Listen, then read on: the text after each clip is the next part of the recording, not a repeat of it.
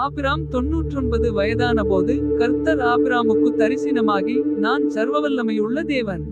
நீ எனக்கு முன்பாக நடந்து கொண்டு உத்தமனாயிரு. ஆதியாகமம் 17:1. நான் உனக்கும் எனக்கும் நடுவாக என் உடன்படிக்கையை ஏற்படுத்தி உன்னை மிகவும் திரளாய் பெருக பண்ணுவேன் என்றார். ஆதியாகமம் 17:2. அப்பொழுது ஆபிராம் முகங்குப்புற விழுந்து வணங்கினான். தேவன் அவனோடே பேசி, ஆதியாகமம் 17:3. நான் உன்னோடே பண்ணுகிற என் உடன்படிக்கை என்னவென்றால், நீ திரளான ஜாதிகளுக்கு தகப்பனாவாய். ஆதியாகமம் 17:4. இனி உன் பேர் ஆபிராம் என்னப்படாமல், நான் உன்னை திரளான ஜாதிகளுக்கு தகப்பனாக ஏற்படுத்தினபடியால் உன் பேர் ஆபிரகாம் என்னப்படும். ஆதியாகமம் 17:5. உன்னை மிகவும் அதிகமாய் பலுக பண்ணி உன்னிலே ஜாதிகளை உண்டாக்குவேன். உன்னிடத்திலிருந்து ராஜாக்கள் தோன்றுவார்கள். ஆதியாகமம் 17:6.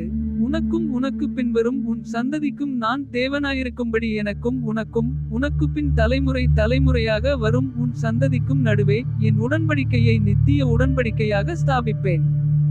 ஆதியாகமம் 17:7.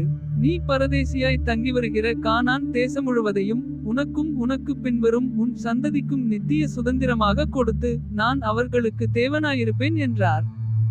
ஆதியாகமம் 17:8. பின்னும் தேவன் ஆபிரகாமை நோக்கி, இப்பொழுது நீயும் உனக்கு பின் தலைமுறை தலைமுறையாக வரும் உன் சந்ததியும் என் உடன்படிக்கையை கைக்கொள்ளுங்கள். ஆதியாகமம் 17:9. எனக்கும் உங்களுக்கும் உனக்கு பின்வரும் உன் சந்ததிக்கும் நடுவே உண்டாகிறதும் நீங்கள் கைக்கொள்ள வேண்டியதுமான என் உடன்படிக்கை என்னவென்றால், உங்களுக்குள் பிறக்கும் சகல ஆண்பிள்ளைகளும் விருத்த சேதனம் பண்ணப்பட வேண்டும். ஆதியாகமம் 17:10. உங்கள் நுனித்தோலின் மாம்சத்தை விருத்த சேதனம் பண்ண கடவீர்கள். அது எனக்கும் உங்களுக்கும் உள்ள உடன்படிக்கைக்கு அடையாளமாயிருக்கும். ஆதியாகமம் 17:11. உங்களில் தலைமுறை தலைமுறையாக பிறக்கும் ஆண்பிள்ளைகள் எல்லாம் 8ஆம் நாளிலே விருத்த சேதனம் பண்ணப்பட வேண்டும். வீட்டிலே பிறந்த பிள்ளையும் உன் வித்தல்லாத அந்நியனிடத்தில் பணத்திற்கு கொள்ளப்பட்ட எந்த பிள்ளையும் அப்படியே விருத்த சேதனம் பண்ணப்பட வேண்டும். ஆதியாகமம் 17:12.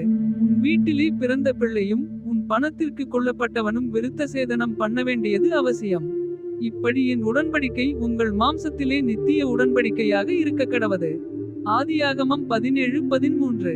நுனித்தோலின் மாம்சம் விருத்த சேதனம் பண்ணப்படாதிருக்கிற நுனித்தோல் உள்ள ஆண்பிள்ளை இருந்தால் அந்த ஆத்துமா என் உடன்படிக்கையை மீறினபடியால் தன் ஜனத்தில் இராதபடிக்கு அறுப்புண்டு போவான் என்றார். ஆதியாகமம் 17:14. பின்னும் தேவன் ஆபிரகாமை நோக்கி, உன் மனைவி சாராயை இனி சாராய் என்று அழையாதிருப்பாயாக. சாராள் என்பது அவளுக்கு பேராயிருக்கும். ஆதியாகமம் 17:15. நான் அவளை ஆசீர்வதித்து அவளாலே ஒரு குமாரனையும் தருவேன். அவள் ஜாதிகளுக்கு தாயாகவும் அவளாலே ஜாதிகளின் ராஜாக்கள் உண்டாகவும் அவளை ஆசீர்வதிப்பேன் என்றார்.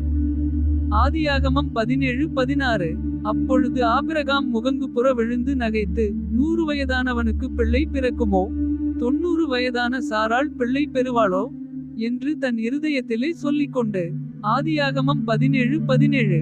இஸ்மவேல் உமக்கு முன்பாக பிழைப்பானாக என்று ஆபிரகாம் தேவனிடத்தில் விண்ணப்பம் பண்ணினான். ஆதியாகமம் 17:18.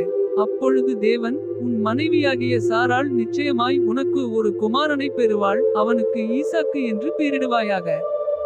என் உடன்படிக்கையை அவனுக்கும் அவனுக்கு பின்வரும் அவன் சந்ததிக்கும் நித்திய உடன்படிக்கையாக ஸ்தாபிப்பேன்.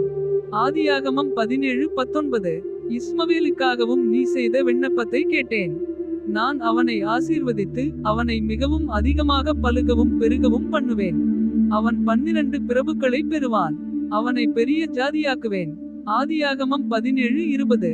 வருகிற வருஷத்தில் குறித்த காலத்திலே சாராள் உனக்கு பெறப்போகிற ஈசாக்கோடே நான் என் உடன்படிக்கையை ஏற்படுத்துவேன் என்றார். ஆதியாகமம் 17:21. தேவன் ஆபிரகாமோடே பேசி முடிந்த பின்பு அவர் அவனை விட்டு எழுந்தருளினார். ஆதியாகமம் 17:22. அப்பொழுது ஆபிரகாம் தன் குமாரனாகிய இஸ்மவேலையும் தன் வீட்டிலே பிறந்த யாவரையும் தான் பணத்திற்கு கொண்ட அனைவருமாகிய தன் வீட்டிலுள்ள ஆண்பிள்ளைகள் எல்லாரையும் சேர்த்து தேவன் தனக்கு சொன்னபடி அவர்கள் நுனித்தோலின் மாம்சத்தை அந்நாளிலேதானே விருத்த சேதனம் பண்ணினான். ஆதியாகமம் 17:23. ஆபிரகாமுடைய நுனித்தோலின் மாம்சம் விருத்த சேதனம் பண்ணப்படும் போது அவன் 99 வயதாயிருந்தான். ஆதியாகமம் 17:24. அவனுடைய குமாரன் இஸ்மவேலுடைய நுனித்தோலின் மாம்சம் விருத்த சேதனம் பண்ணப்படும் போது அவன் 13 வயதாயிருந்தான். ஆதியாகமம் 17:25. ஒரே நாளில் ஆபிரகாமும் அவன் குமாரன் இஸ்மவேலும் விருத்த சேதனம் பண்ணப்பட்டார்கள். ஆதியாகமம் 17:26. வீட்டிலே பிறந்தவர்களும் அந்நியரிடத்திலே பணத்திற்கு கொள்ளப்பட்டவர்களுமாகிய அவன் வீட்டு மனுஷர்கள் எல்லாரும் அவனோடே கூட விருத்த சேதனம் பண்ணப்பட்டார்கள. ஆதியாகமம் 17:27.